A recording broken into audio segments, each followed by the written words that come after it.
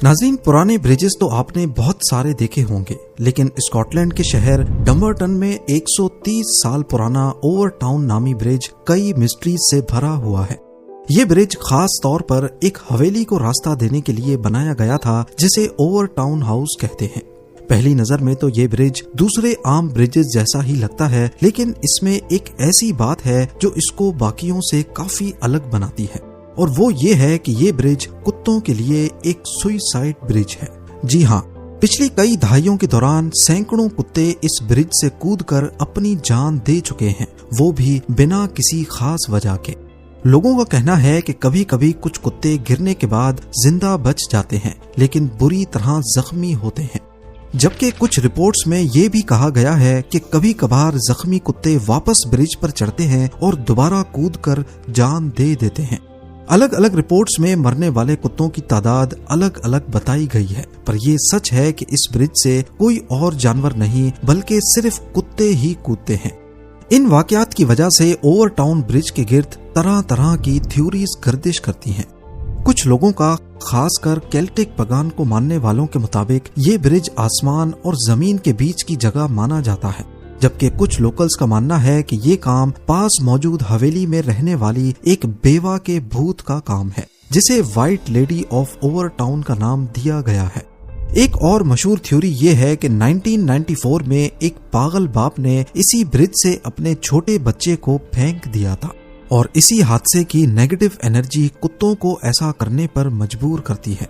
इन सब अजीबो गरीब थ्योरीज के अलावा कुछ रिसर्चर्स ने ज्यादा समझ आने वाली वजह भी बताई है।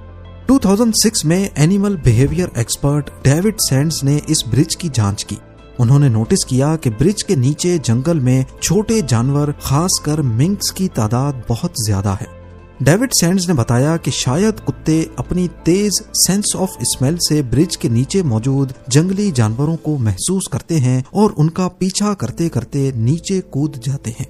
एक्सपर्ट्स ने यह भी बताया है कि इस ब्रिज का डिजाइन और उसकी लोकेशन कुछ ऐसी है कि जब कुत्ते इसकी दीवार के ऊपर चढ़ते हैं तो उन्हें ऐसा लगता है कि जैसे नीचे खाई नहीं बल्कि फ्लैट सरफेस अभी तक कंटिन्यू है। पर यह थ्योरी भी अभी तक सही से इस्टेब्लिश नहीं हो पाई, क्योंकि इसके सच्चे होने का कोई ठोस सबूत अभी तक नहीं मिला। पिछले कई सालों से ओवर टाउन ब्रिज का ये मामला अभी तक एक मिस्ट्री बना हुआ है। कोई नहीं जानता कि सिर्फ कुत्ते ही यहाँ से क्यों कूदते हैं।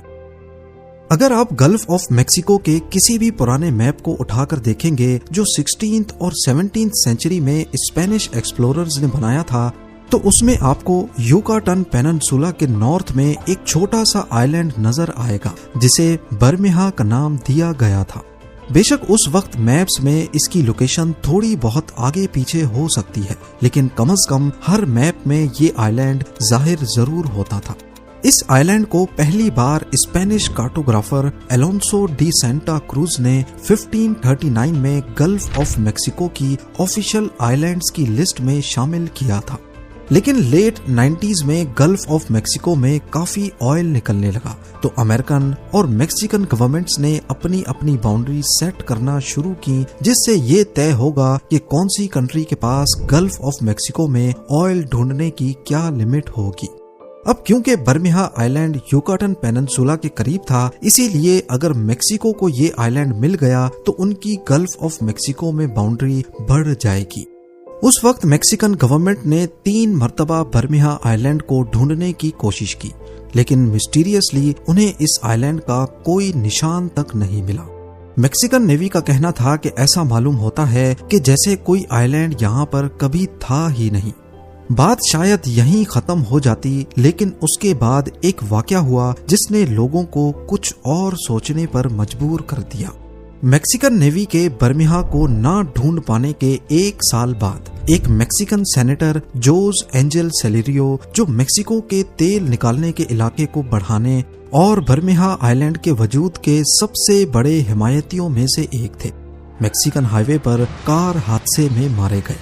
उनकी मौत के बाद लोगों ने बातें बनाना शुरू कर दी कि अमेरिकन CIA ने इस आइलैंड को मल्टीपल ब्लास्ट करके गायब कर दिया है, ताकि मैक्सिको के गल्फ में राइड्स कम हो जाएं। खैर उसके बाद 2009 में एडवांस्ड टेक्नोलॉजी की मदद से दोबारा से आइलैंड को ढूंढने की कोशिश की गई, लेकिन ओशन फ्लोर पे रेत के सिवा और कुछ नहीं मिला। 2009 में इन नाकाम कोशिशों के बाद मैक्सिकन सोसाइटी ऑफ जियोग्राफी के प्रेसिडेंट ने दावा किया कि हो सकता है कई सदियों पहले स्पेनिश एक्सप्लोरर्स ने जानबूझकर यहाँ फेक आइलैंड दिखाया हो, अपने दुश्मनों को गुमराह करने के लिए। पर बर्मिहा आइलैंड वाकई कभी था ही नहीं, कोई कुदरती ताकत इसे गायब कर गई या फिर इसे वाकई यहाँ से जानबूझकर खत्म किया गया। ये सच आज तक एक मिस्ट्री बना हुआ है। ब्राजील के घने जंगलात के बीचों बीच एक ऐसा मिस्टीरियस स्ट्रक्चर मौजूद है जो शायद किसी शहर का हिस्सा लगता है। ये कंक्रीट का ढांचा 130 फीट से ज्यादा ऊंचा और 1000 फीट लंबा है। इसमें टनल्स, दीवारें और एक बहुत बड़ी कंक्रीट की फाउंडेशन मौजूद है, जिसे वक्त के साथ साथ जंगल धीरे धीरे निकलता जा रहा है। दूर से देखने पर ऐसा मालूम होता है जैसे किसी ने इस स्ट्रक्चर को शहर से उठाकर बिना किसी मकसद के साउथ अमेरिकन जंगल के बीच फेंक दिया हो। जंगल के बीच ऐसा स्ट्रक्चर काफी अजीब और मिस्टीरियस माहौल पैदा करता है, पर असल में ये स्ट्रक्चर करीब 50 साल पुराना है। ब्राजील में BR-101 हाईवे एक बहुत मशहूर और लंबा रास्ता है, जिसकी लंबाई 3000 मील से भी ज्यादा है। इस हाईवे को बनाने का काम 1950s में शुरू हुआ था। 1960s में इस हाईवे के एक अहम हिस्से पर काम शुरू हुआ, जिसका नाम वायरडक्ट पेट्रोब्रास था। इसका मकसद रियो डी जेनेरियो और साओ पाउलो के सेंटोस को जंगल से होते हुए जोड़ना था। 16 साल की लंबी मेहनत के बाद ये हिस्सा कंप्लीट होने के करीब ही था, लेकिन उसी वक्त ब्राजील में एक इकोनॉमिक क्राइसिस आ गया। हालात इतने खराब हो गए कि सरकार के पास इस वायरडक्ट पेट्रोब्रास को BR-101 से कनेक्ट करने के पैसे भी नहीं बचे।